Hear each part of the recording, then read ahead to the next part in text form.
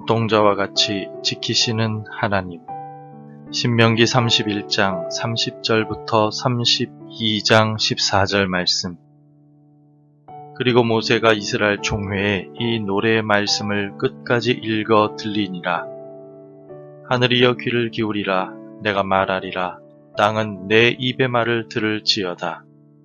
내 교훈은 비처럼 내리고 내 말은 이슬처럼 맺히나니 연한 풀 위에 가는 비 같고 채소 위에 단비 같도다. 내가 여호와의 이름을 전파하리니 너희는 우리 하나님께 위엄을 돌릴지어다. 그는 반석이시니 그가 하신 일이 완전하고 그의 모든 길이 정의롭고 진실하고 거짓이 없으신 하나님이시니 공의로우시고 바르시도다. 그들이 여호와를 향하여 악을 행하니 하나님의 자녀가 아니요 흠이 있고 삐뚤어진 세대로다. 어리석고 지혜 없는 백성아, 여호와께 이같이 보답하느냐? 그는 내 아버지시요 너를 지으신 이가 아니시냐? 그가 너를 만드시고 너를 세우셨도다. 옛날을 기억하라. 역대의 연대를 기억하라. 내 아버지에게 물으라. 그가 내게 설명할 것이요 내 어른들에게 물으라. 그들이 내게 말하리로다. 지극히 높으신 자가 민족들에게 기업을 주실 때, 인종을 나누실 때에 이스라엘 자손의 수효대로 백성들의 경계를 정하셨도다. 여호와의 분깃은 자기 백성이라. 야곱은 그가 택하신 기업이로다. 여호와께서 그를 황무지에서 짐승이 부르짖는 광야에서 만나시고 호위하시며 보호하시며 자기의 눈동자같이 지키셨도다. 마치 독수리가 자기의 보금자리를 어지럽게 하며 자기의 새끼 위에 너풀거리며 그의 날개를 펴서 새끼를 받으며 그의 날개 위에 그것을 엎는 것 같이 여호와께서 홀로 그를 인도하셨고 그와 함께한 다른 신이 없었도다. 여호와께서 그가 땅의 높은 곳을 타고 다니게 하시며 밭에 소산을 먹게 하시며 반석에서 꿀을 굳은 반석에서 기름을 빨게 하시며 소의 엉긴 젖과 양의 젖과 어린 양의 기름과 바산에서 난 순양과 염소와 지극히 아름다운 밀을 먹이시며 또 포도즙의 붉은 술을 마시게 하셨도다. 인생의 여정에서 우리는 종종 외로움과 어려움에 직면하게 됩니다. 이런 시기에 단순히 누군가가 함께 있어주는 것만으로도 우리는 큰 위안과 힘을 얻게 됩니다. 이러한 모습은 고대 이스라엘 백성들의 광야에서의 경험에서도 잘 드러납니다. 이스라엘 백성들은 하나님께 대해 늘 불순종과 부정적인 자세를 취해왔습니다. 그들은 하나님의 말씀을 거역하고 우상을 숭배하며 죄를 범했습니다.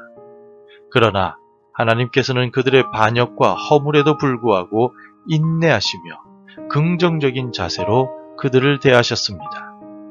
하나님께서는 자비로우시고 용서하시는 분이셨기 때문에 그들을 포기하지 않으셨습니다. 이스라엘 백성이 위기와 곤고에 빠졌을 때마다 하나님께서는 그들을 찾아오셔서 보호하시고 인도해 주셨습니다. 그들이 애굽의 노예 생활에서 고통받고 있을 때 하나님께서는 모세를 통하여 그들을 구원해 내셨습니다.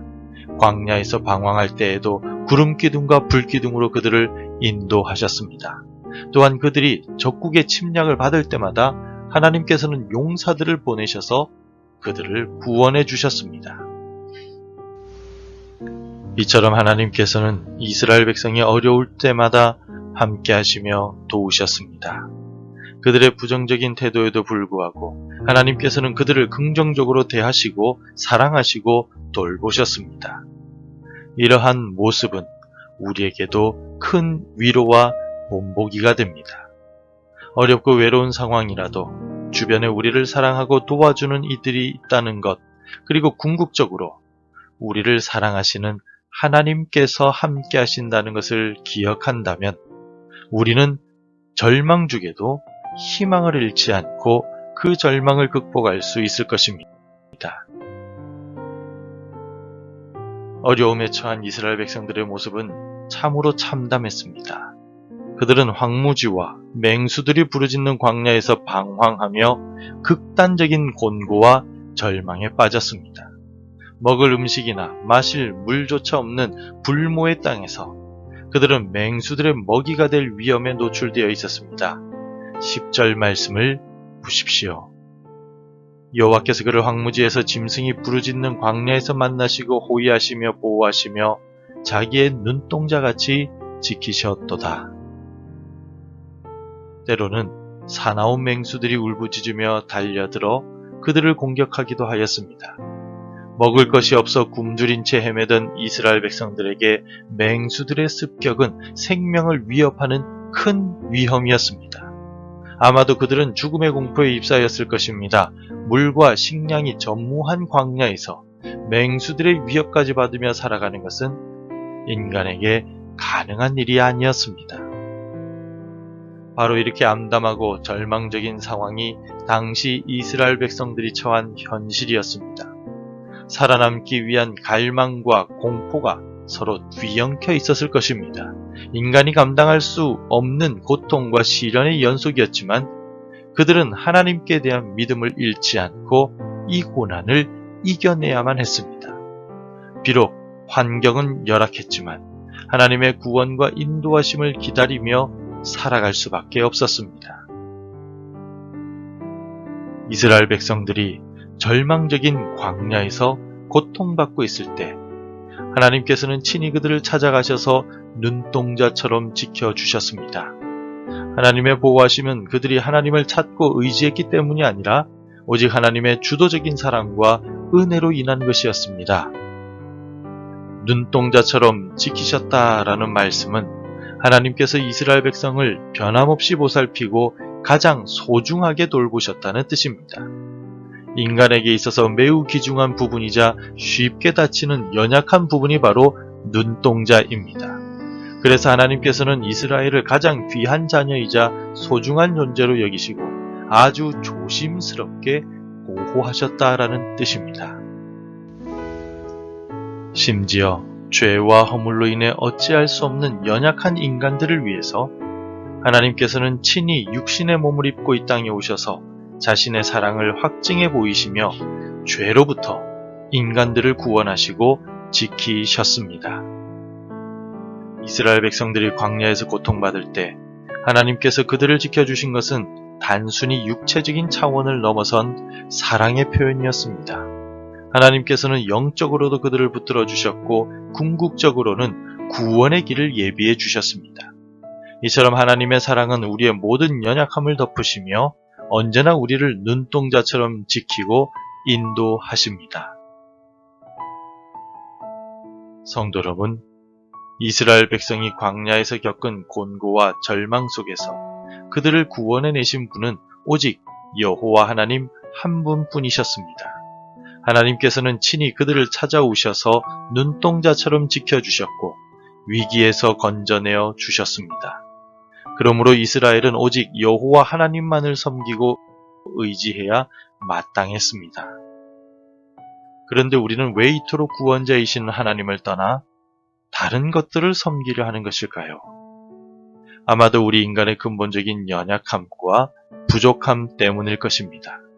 우리는 눈에 보이는 것들에 쉽게 미혹되고 일시적인 만족에 집착하는 경향이 있습니다. 또한 우리 스스로의 능력을 과신하여 하나님의 도움 없이도 잘 해낼 수 있다고 착각하기도 합니다.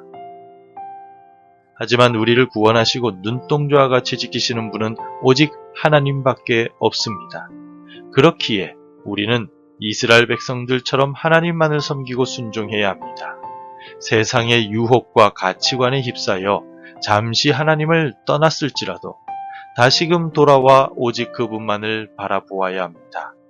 하나님께서는 우리의 구원자이시며 우리의 모든 필요를 채워주실 분이심을 잊지 말아야 합니다. 여호와 하나님만이 우리의 구원자이심을 확신하며 오늘도 주와 동행하는 하루가 되시기를 바랍니다. 기도하겠습니다.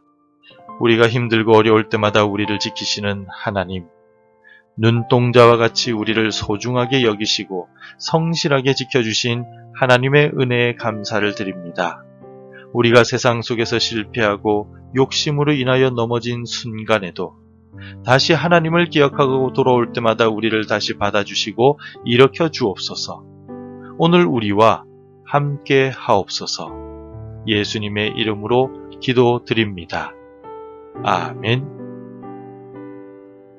계속해서 함께 기도해 주시기 바랍니다. 눈동자와 같이 우리를 소중히 여기시는 하나님을 경외하게 하소서. 내 모든 시험과 어려움들을 하나님께 기도로 아뢰게 하소서. 전쟁과 자연재해로 고통당하는 이들을 위로해 주옵소서. 날마다 주께 더 가까이 가는 삶이 되게 하옵소서. 오늘도 말씀대로 살아가며 열매 맺는 하루가 되시기를 축복합니다.